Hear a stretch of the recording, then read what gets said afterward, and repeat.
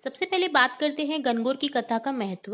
गणगौर की पूजा 16 दिन की होली के दूसरे दिन धुलंडी की सुबह से प्रारंभ की जाती है तथा चैत्र शुक्ल तृतीया को 16वें दिवस पूजा पूर्ण कर गणगौर पूजी जाती है।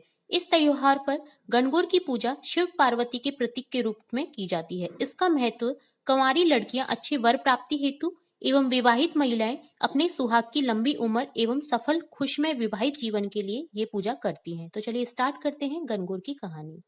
प्राचीन लोक कथाओं के अनुसार एक नगरी थी जिसमें राजा के खेतों में जौ तथा चने बोए जाते थे और माली के खेत में दूब बोई जाती थी। लेकिन राजा के खेत में जौ चने खूब अच्छी तरह से फल फूल रहे थे, पर माली के खेत की दूब व फूल दिनों दिन कम होती जा रही थी। यह देखकर माली चिंतित था।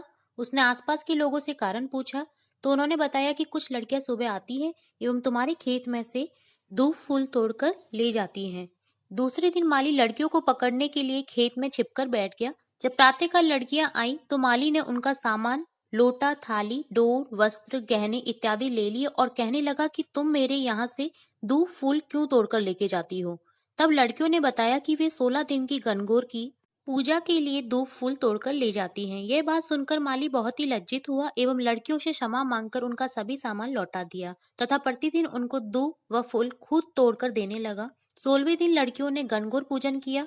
वह सभी महिलाएं एवं लड़कियां प्रसाद, फल, लापसी आदि सामान लेकर माली के घर आ गई और सभी चीजें माली की माँ को दे दी।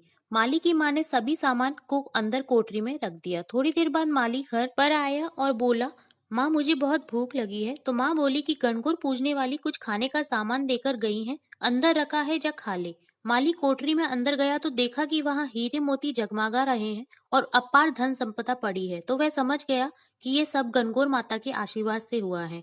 तो हे गणगौर माता, जैसे आपने माली के यहाँ धन धान्य की वृद्धि की, वैसे ही सबके यहाँ करना एवं सब पर अपना आशीर्वाद बनाए रखना। बोलो गणगौर माता की जय।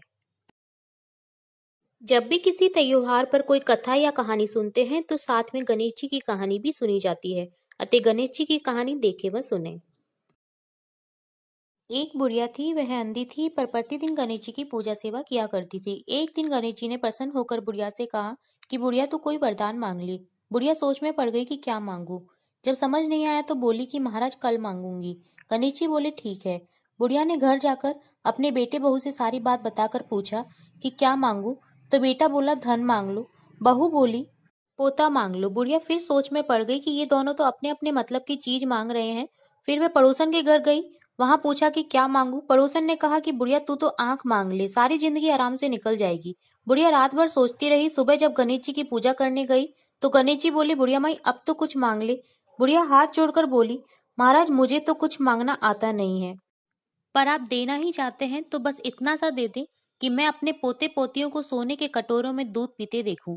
गणेश जी बोले अरे बुढ़िया माई, तू तो कह रही थी कि तुझे मांगना नहीं आता, तूने तो सब कुछ मांग लिया। और हंसकर तथास्तु कहकर अंतर ध्यान हो गए। उसी दिन से बुढ़िया की निरोगी काया होकर आंखों में रोशनी आ गई तथा घर में धन संपदा बढ़ गई तथा पोते पोती हो गए और वो सुख चैन से दिन काटने लगी। हे गणेश जी महाराज, जैसे आपने बुढ़िया माई को सब कुछ दिया वैसे ही सबको देना।